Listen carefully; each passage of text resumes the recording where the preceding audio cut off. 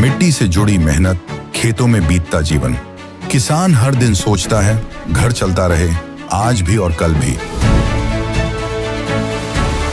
मौसम बदलते हैं, फसलें बदलती हैं, खेती के साथ साथ घर की जिम्मेदारियां भी चलती रहती हैं। भविष्य की इन्हीं जिम्मेदारियों को पूरा करती है एनपीएस, जो किसानों के कल को नया भरोसा और पेंशन की पक्की गारंटी देती है।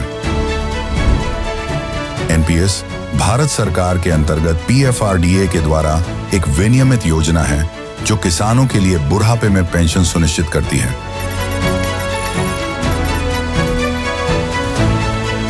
एनपीएस खाता खोलने के लिए अपने नजदीकी सीएससी से संपर्क करें या 1800-1107-08 पर कॉल करें। पेंशन की पक्की गारंटी के लिए एनपीएस जरूरी है। अजित पवार मामले में बड़ा अपडेट। महाराष्ट्र में नहीं, कर्नाटक में दर्ज हुई एफआईआर। महाराष्ट्र पुलिस पर उठे सवाल। जानिए क्या है ये पूरा मामला।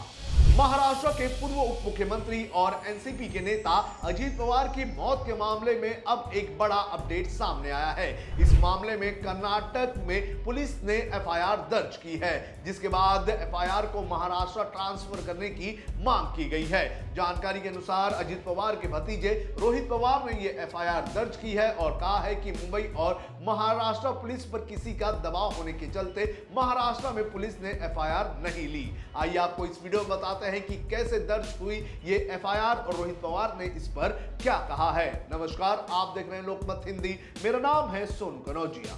28 जनवरी को अजित पवार बारामती जा रहे थे और उसी दौरान लैंडिंग के वक्त उनका प्लेन क्रैश हो गया। इस प्लेन क्रैश में अजित पवार समेत प्लेन में मौजूद सभी लोगों की जान चली गई थी। इस हादसे के बाद से ही रोहित पवार महाराष्ट्र में एफआईआर दर्ज करने की मांग कर रहे थे, लेकिन उनकी एफआईआर अब तक दर्ज नहीं की गई, जिसके बाद अब मामले में नया मोड़ आ गया है, क्योंकि कर्नाटक में इसको लेकर एफआईआर दर्ज की जा चुकी है। रोहित पवार ने मंगलवार को महाराष्ट्र असेंबली में इसकी जानकारी दी और कहा कि एक राज्य जहां पर कानून के हिसाब से काम होता है उसने एफआईआर दर्ज की, लेकिन महाराष्ट्र में अजित पवार की मौत को लेकर एफआईआर पुलिस दर्ज नहीं कर रही है और पुलिस डर रही है। देखो, न्याय व्यवस्था पे हमारा विश्वास है। हम कोर्ट भी जा सकते थे, कोर्ट जाने के बाद हमको 100% न्याय मिलने वाला था, लेकिन कोर्ट ने वो न्याय दिया।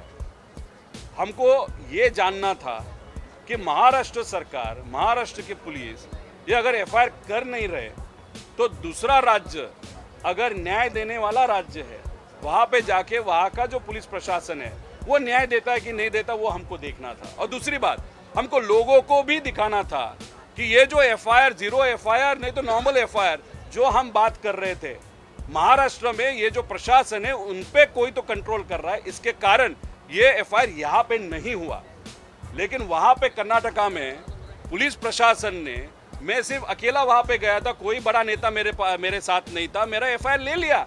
मतलब वहाँ पे सामान्य व्यक्ति को, कॉमन मैन को न्याय मिल सकता है कर्नाटका में, लेकिन महाराष्ट्र को नहीं मिल सकता। इसीलिए कोर्ट न जाते हुए, कोर्ट पे विश्वास है हमारा, लेकिन कोर्ट न जाते हुए हमको एक संदेश देना था कि प्रशासन अगर अच्छा हो, अगर शासन अच्छा हो तो काम कॉमन व्यक्ति का डेफिनेटली होता है, जस्टिस वहां पे मिलता है, जो कर्नाटका गवर्नमेंट ने वहां पे दिखा दिया। रोहित पवार ने इंडियन सिविल प्रोटेक्शन कोड 2023 के सेक्शन 173(1) के तहत जीरो एफआईआर के तौर पर शिकायत दर्ज करवाई थी, जिसे एफआईआर में ट्रांसफर कर दिया गया। रोहित पवार ने कहा है कि हमने महाराष्ट्र में कई जगहों पर केस रजिस्टर करने की कोशिश की, लेकिन बात नहीं बनी। फिर हम कर्नाटक गए, कर्नाटक सरकार न्याय दिलाने के लिए आगे बढ़ी है। उन्होंने जीरो एफआईआर दर्ज करके डीजी को भेज दी है। रोहित ने कहा है कि अजित पवार के प्लेन क्रैश के बारे में केस रजिस्टर्ड अब कर लिया गया है। काला जादू करने का लगाया आरोप। रोहित पवार ने कहा कि जब अजित पवार जिंदा थे तो उनके घर के बाहर काला जादू होता हुआ देखा गया था। अजित पवार की पार्टी में कई नेताओं ने अपनी छोटी उंगलियां काट ली थी। रोहित पवार ने अशोक खरात के मामले की ओर ध्यान दिलाया। उन्होंने कहा कि यह देखना जरूरी है कि अजित पवार की वो पोस्ट पाने के लिए किसने काला जादू किया था। दादा जब थे तब सुनील तटकरे और प्रफुल्ल पटेल, उनका जो स्टाइल था वो नरेश अरोरा को ताकत देने का, खर्चा वहाँ पे करने का, ये करने का, वो करने का। कोई ऐसे पदाधिकारी है जो कुछ काम नहीं करते, शायद बोधू बाबा के साथ ही ज़्यादा पूजा करते होंगे, उनको वहाँ पे रखना है कि नहीं रखना, ऐसी बहुत सारी चर्चा थी जो दादा प्रफुल्ल पटेल और सुनील तटकरे के खिलाफ थे। अभी वही प्रफुल्ल पटेल और सुनील तटकरे दादा के बाद पार्टी को कंट्रोल में लेने की कोशिश की। उसी के साथ दादा जब जिंदा थे उनके घर के बाहर ब्लैक मैजिक वहाँ पे किया था। अभी ब्लैक मैजिक पे हमारा विश्वास नहीं, लेकिन उसके पीछे जो इंटेंट है that is also important.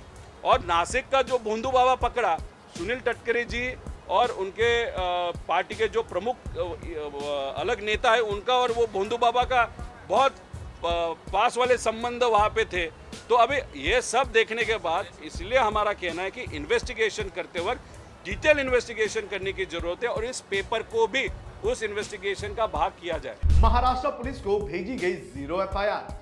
Karnataka में मामला दर्ज होने के बाद अब महाराष्ट्र के डीजीपी को एक खत कर्नाटक की डीजीपी की तरफ से भेजा गया है, जिसमें इस एफआईआर को महाराष्ट्र में ट्रांसफर करने की बात कही गई है। आपको बता दें कि जब भी 0 एफआईआर दर्ज होती है तो उस एफआईआर को संबंधित राज्य की पुलिस स्टेशन में या फिर राज्य में ट्रांसफर कर दिया जाता है। अब देखना जरूरी है कि रोहित पवार द्वारा दायर की गई और कर्नाटक पुलिस द्वारा दर्ज की गई इस एफआईआर को लेकर महाराष्ट्र पुलिस और महाराष्ट्र सरकार क्या करती है, क्योंकि इसके पहले मरीन ड्राइव पुलिस स्टेशन हो या फिर महाराष्ट्र के बारामती के पुलिस स्टेशन हो, यहां पर रोहित पवार ने एफआईआर दर्ज करवाने की कोशिश की थी, शिकायत की थी, लेकिन उनकी एफआईआर दर्ज नहीं की गई थी। अब देखना जरूरी है कि इस पूरे नए बदलते हुए घटनाक्रम के बाद और 0 एफआईआर के बाद क्या महाराष्ट्र की पुलिस और महाराष्ट्र सरकार किसी पुलिस स्टेशन में इस एफआईआर को दर्ज करेगी या नहीं। आपको क्या लगता है, आप हमें कमेंट करके जरूर बताएं।